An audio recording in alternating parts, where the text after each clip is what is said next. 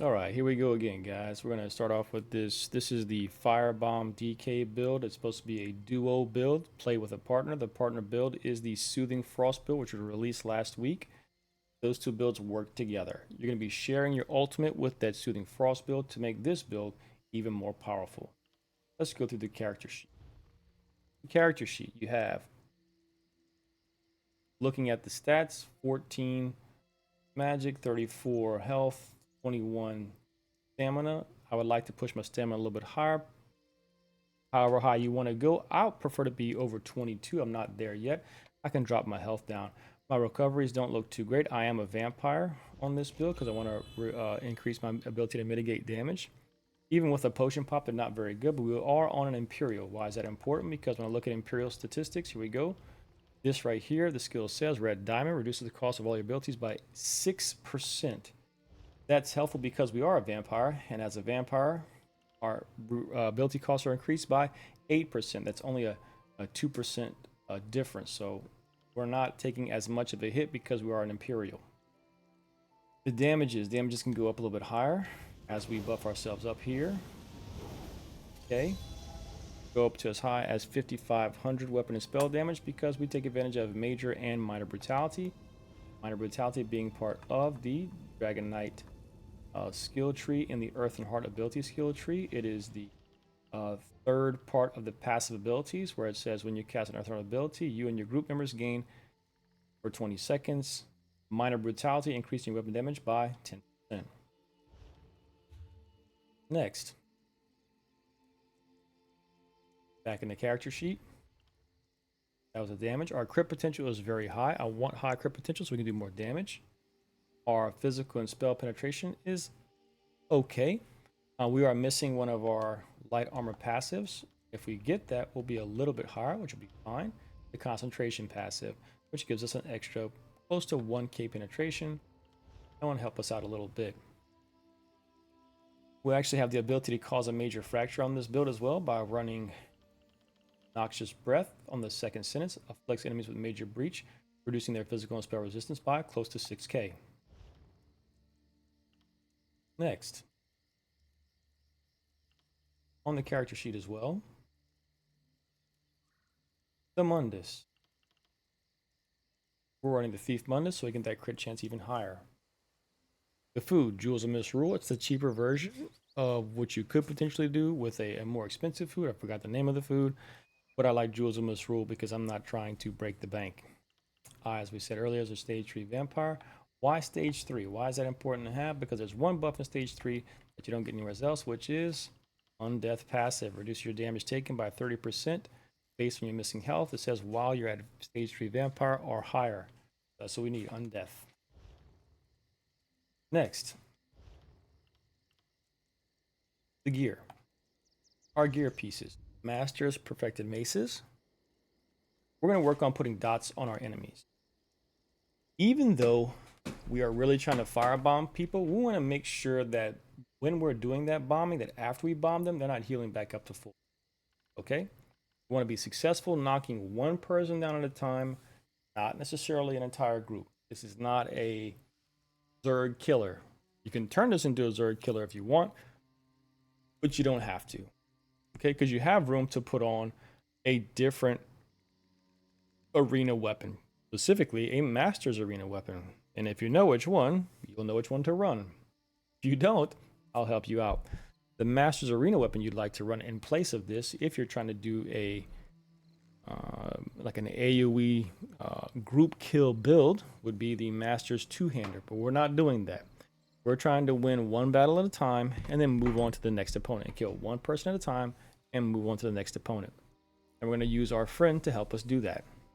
So the first part of that is being able to use this set, which is the Master's Perfected Maces. It's going to give us, as you can read the second line there, Twin Sashes deals 1,600 more damage per each tick. So that just adds a little bit more heaviness to the dots that we do, right? So the skill itself does damage, and then this proc does damage, and then we're also running double dot poisons, and that will also do damage. So we have a chance to have 3 things going off at the same time when we run it. There we go. And that's just making it much harder for our opponents to heal through our damage. Got it? Next. The Ice Staff of the Potentates on the back bar gives us, as you can see, the 2-part of the item reduces your damage taken by 3% from players, reduces the cost of your ultimate abilities by 15%. That's important on our back bar because we're looking to use Corrosive. Our ultimate is Corrosive Armor on the back bar, and we want to get to that ability as quickly as possible. On this build, as you can see, the cost is down to 173 ultimate. Is not very expensive because the actual cost is 200, so we've reduced it by 27 points. All right, so we're much more easily able to reach that ultimate that we need by running the Potentates on the back bar. Okay, Master's front bar, Potentates 1-piece staff on the back bar. It can be a heal staff or it can be an ice staff, however you want it. I might actually switch to a heal staff, but it's up to you. I have the 1-piece, I have the 2 pieces of Marsalok. Marsalok is our monster set we're going to run on this, and it adds another dot. Okay, and we're running this. Let's say we buff up to our highest ability. And the damage goes from about 5,000 to a little over 8,000. And then when our friend gives us our extra boost by running the sets that they run, we're probably close to 10,000 damage over 4 seconds. We're going to have lots of dots running just with the pieces we talked about now, which is the Stinging Slashes and our Marsalok proc. Let's just show how much damage we could be doing. We're all revved up with our powers here. Now we have the Marsalok proc hitting and ticking at the same time as our Twin Slashes, okay? Our little flame will stop hitting it. Perfect. It only takes for 4 seconds, so it can tick very heavy in those. The next piece is the Druid's Curious. I did the Druids as a 1-piece. It gives us a max health bonus. You can use a replacement trainee.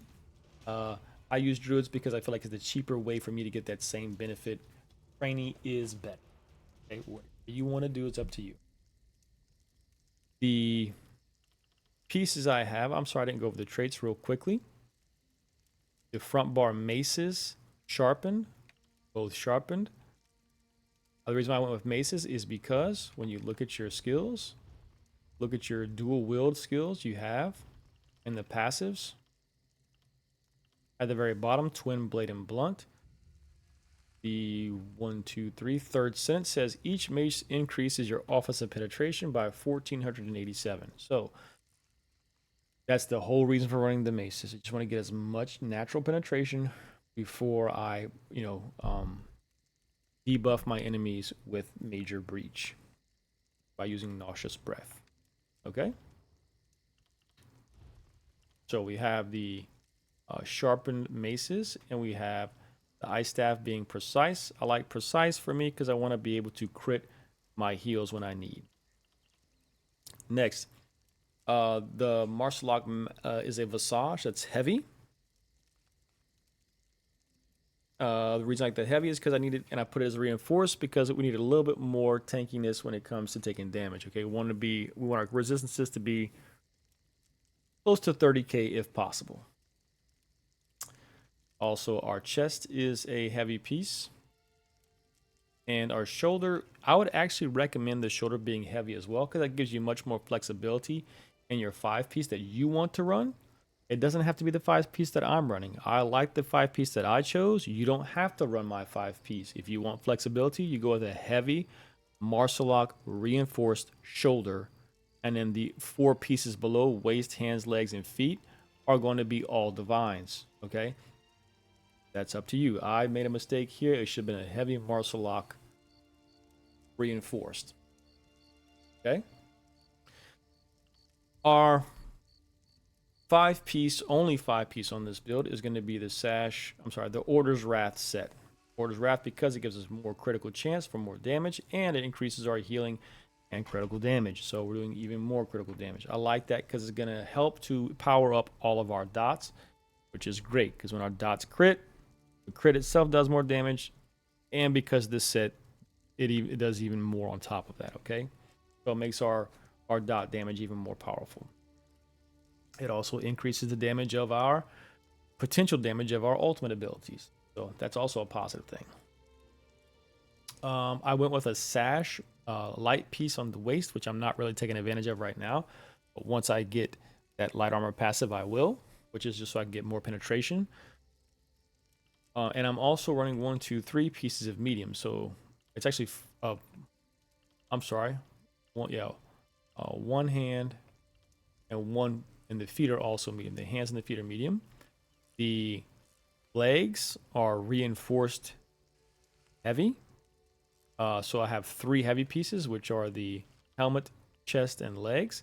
Like I said, would actually prefer that you ran the arm, cops, cuirass, and head piece as your heavier pieces, and leave the hands, legs, and feet as medium. But the whole idea is 3 medium, 3 heavy, 1 light. Okay? Our traits on our pieces that are below the shoulders are all divines. I'm sorry. All of our pieces that are non-heavy are all divines. So arm cop, sash, hands, feet are all divines. All our heavy pieces are reinforced. You can change the glyphs up however you like, just so that you meet your quota of whatever you'd like your damage standards to be when it comes to your attributes. I like my standards to be probably 42-23, so I need to go make some adjustments here on this build later. When it comes to what I'm wearing on the jewelry, I have 1 Amulet of the Order's Wrath. It is an infused piece with a weapon damage glyph.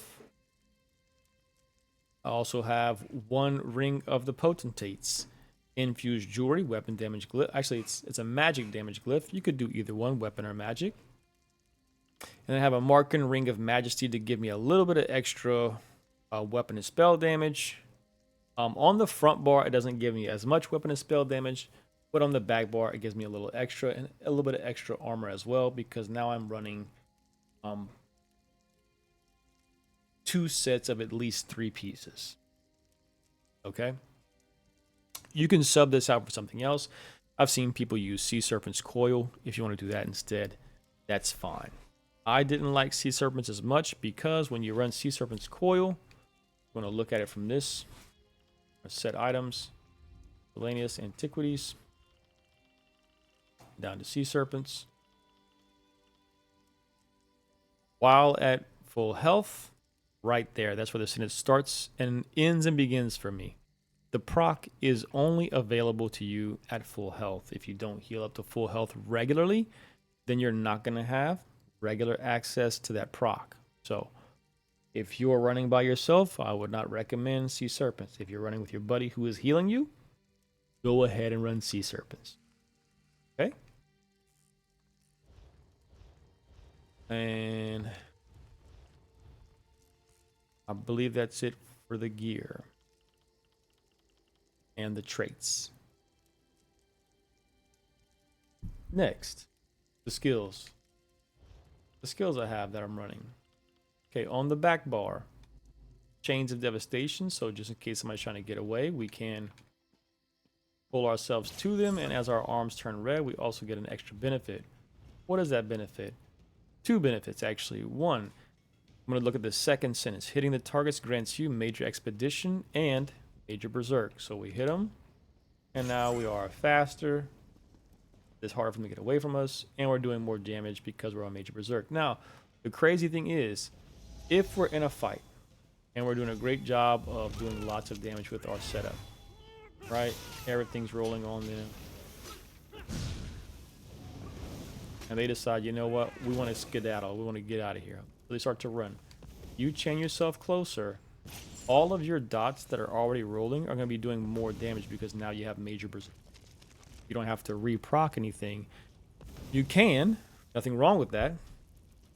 But they're going to already be taking more damage. All right?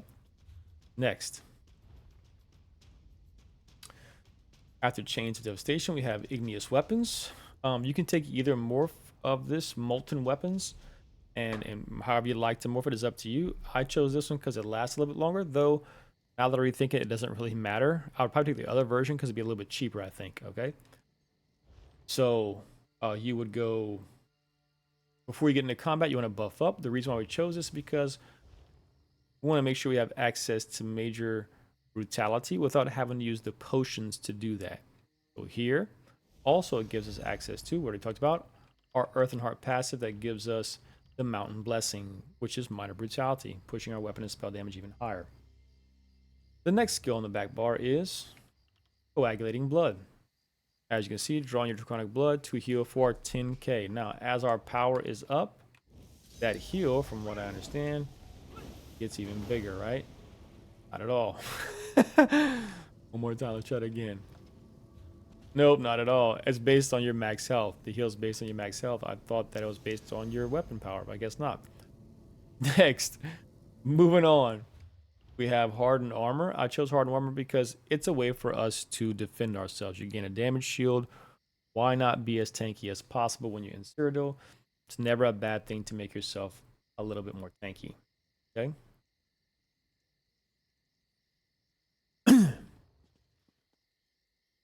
So when you proc that, our weapon is our resistances go from, my goodness, 19k to 25 flat. All right, or pretty close to flat. The next skill is Resolving Vigor. It's our heal, or one of our heals, right?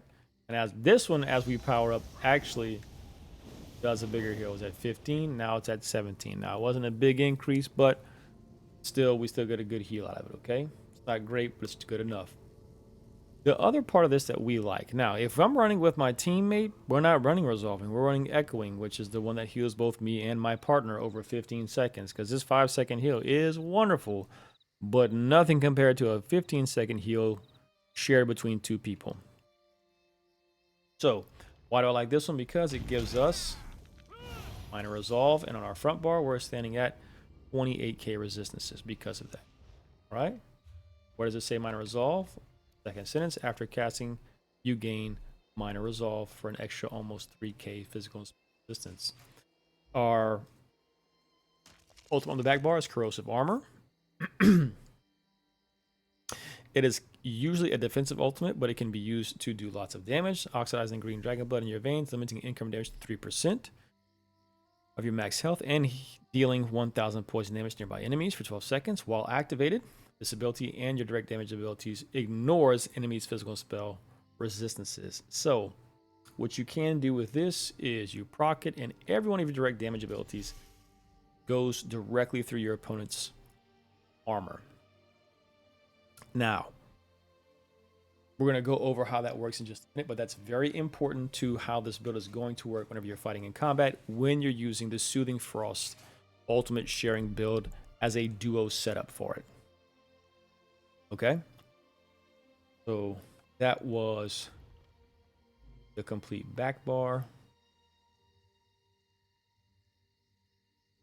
Next, front bar. We're going to use Flames of Oblivion for two reasons. One, it does damage that's kind of a like on its own timer. We don't have to reset it over and over again. But one of the other main reasons I want to use it is because while slotted, you get major prophecy and savagery. It gives us higher spell and weapon critical chance rating. So as we use this, our power goes up. But also, when we look at our character sheet, while it's on the sheet, we have more critical chance on our front bar than we do on our back bar. That's because we have major prophecy and major prophecy and major savagery. Our other skill is Molten Whip because it does great damage, and because at the on the last paragraph here, whenever you activate a different ardent flame ability, you gain a stack of Seething Fury, increasing damage of your next Molten Whip by 20%, and your weapon and spell damage by 100 for 15 seconds. Stack up 3 times. So as I cast this 1, 2, 3 times, my weapon and spell damage goes by 300. Or should. Right? Nice. Next, Burning Embers. It is just another dot. I like this morph instead of the venomous morph because I want to have a heal going. You heal for 100% of the damage done. That heal will happen every second. So, boom, I'm going to back up. Look to the bottom right, 1100, 1000, 1000, 1800. This can crit as well, so that heals that. It's not a great heal, but it is something, right? It's better than nothing. Every heal is worth something in Cyrodiil. So we take that one. It's for two reasons. One, well, three. One, it's a dot. Two, it's a heal. And three, at the very bottom, enemies hit by the initial hit are afflicted with the burning status. So that's another dot. So that actually acts as two dots in one. So two dots and just a dot and that thingy and another dot. And we're just trying to have as many dots rolling on our enemy. And it's things that we don't necessarily have to reproc. This. And if we really need it, we can whip them and then use our ultimate here on the front bar, which is Dawnbreaker, if that's needed as well. Okay? Next, Blood Craze. That's our other dot that we're using. I took Blood Craze instead of the other morph, even though the other morph slows our enemies. I took Blood Craze because, again, at the very bottom, you heal for 1100 health anytime this ability deals damage. So when I do this, you saw at the very bottom, tick. Very bottom right, you see that little green tick. 1098, 1800, 1098. And they crit. I'm using both of these at the same time. I have, guess what? Two heals. One heal per second. Boop, boop, boop, boop. Every time I'm doing it, okay? It doesn't seem like it's a big deal, but since we're doing dot damage, which may not be looking like a big deal, if other opponents are doing dot damage to us and we heal through it a little bit, you know, it's just a little bit more helpful than just having nothing, right? Next, our last skill, which is our Fracture, and actually adds another dot. And another status effect or another negative effect, which is going to help empower our Marsalok, is going to be Noxious Breath. Okay, so altogether we have the ability to have 1, 2, 3, 4, 5. 5 negative effects, 4 if you count our Dawnbreaker. So we can have this counts as 2, which is our Burning Embers counts as 2. Our Rending Slashes can count as 2 if our Poison procs, which it did. Our Noxious Breath counts as 1. And our Dawnbreaker counts as another one, because that's a dot as well. And then now we proc our Marsalok, and our Marsalok is going to go absolutely bonkers, okay?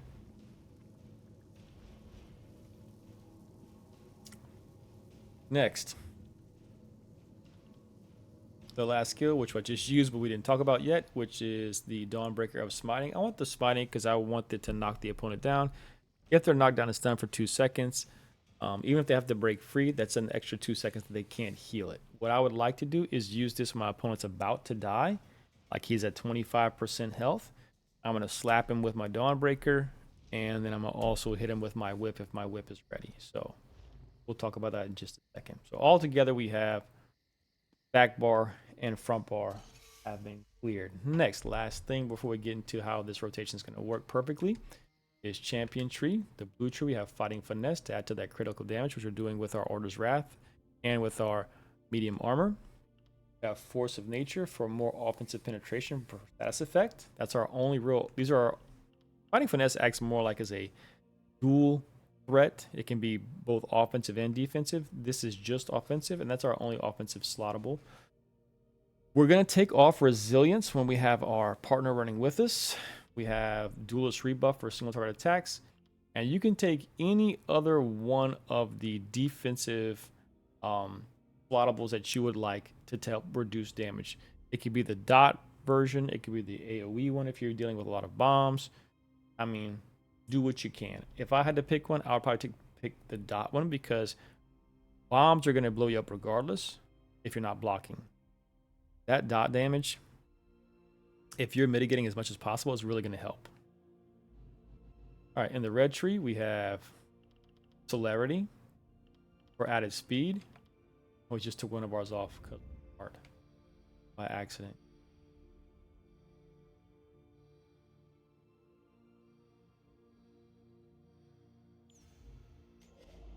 Let's just go ahead and survival things. Okay, so we're gonna have, actually it's probably slippery, I'm sorry. We have boundless vitality, fortified for extra, boundless vitality for more max health, fortified for more armor, slippery for extra break freeze, and celerity for more movement speed. If you want to drop one, you can. Keep celerity if you like. You can drop maybe the extra health one if you feel like your health is high enough, and go with survival instincts instead, which is going to reduce the cost of your core combat abilities like block and dodge roll by 25%, and even break free, which is huge for sustain. All right, now we're through with all of the small things. Let's get to the fun things, right? What is the playstyle? I'm going to walk you through how to just buff it and fight with it, and then we're going to walk you through how this works with our dual build status. Okay, so first off, where is our ultimate? Right here. Boom. So, I'm going to buff up before into inner combat. Armor buffs going. Armor is our armor for the draconic armor and the resolving vigor. I'm also going to use my little fiery sword, which is my igneous weapons. That's my only buff, so I'm going to use that bar. 1, 2, 3, and then I'm ready for combat. As I'm going into combat, I'm going to hit my flame 1, 2, 3 times, or I can do flame a couple times and breath a couple times, depending on how my resources are. Doesn't matter. Doesn't matter. We very rarely run out of resources. Okay, so we're buffing 1, 2, igneous weapons, flames, and breath. Now we're fully buffed. We're going to go into combat. As we go into combat, we're actually going to heavy attack into our rending slashes, or a heavy attack into our breath. I normally do heavy attack into breath. So, boom, boom, boom. Buffed up. Everything's buffed, ready to go. Heavy attack breath. Flashes. And now I'm going to hit them with my burning embers. Now I have all my dots running. I can do what I want from here. Usually that's a lot of pressure. I can whip from here, whatever I need to do. That's our regular combat style. If we're adding pressure and we feel comfortable and they are taking a lot of damage, I'm just going to keep using rending slashes, and they'll die to rending slashes. I'm going to keep heavy attacking, get my martial lock to proc, and just do that until they're dead. Keep my breath up, keep my burning embers up, and just keep that running the whole time until they die from everything, right? Keep my little flame up. I'm not going to waste my whip. If they get down low, I'll whip. If I feel like it's really going to help. You don't have to, though. Just keep your dots rolling. The whip is really there just as a buff, okay? Next. When I'm working with my best friend, right? And we're in here together, and I'm going to call to him, hey, man, I want to get this guy down quick. I'm going to go into my corrosive. Poop. And then I'm going to get my ultimate back. I can't do it here, but he has a set called the Crypt Cannon's Vestments. And that's going to allow me to have my ultimate while I have my corrosive going. So I'm going to pop my corrosive, and then he's going to share with me, and I'm going to have my ultimate back again. And I'll be able to use my Dawnbreaker. So it'll be corrosive, and I will Dawnbreaker my opponent while I have corrosive. It's going to be a lot of damage they're going to have to deal with. And if we crit, which we have a high crit chance, it can really cause a lot of problems. So that's how you play the build. If you get that done and you slap them with the Dawnbreaker, at that point, now, because I'm inside of my corrosive, what skill will I be using? I'm going to be using my whip. Okay? And I'm going to get away from my stinging slashes for a second. I'm not going to start, trying to heavy reapply on my dots. I'm just going to whip until my heart's content, really, until they're on the ground. And if they don't go on the ground, I'm just going to get back into my ultimates. And my buddy's going to keep sharing his ultimates with me. Okay, so boom. Pop it into Dawnbreaker. Bang. And we're just destroying people. Guys, I hope you like the build. Don't forget, this is a duo build, fire and ice. It's going to work perfectly. You and your buddy's going to have a great time with it, taking over Cyrodiil. See you on the next one.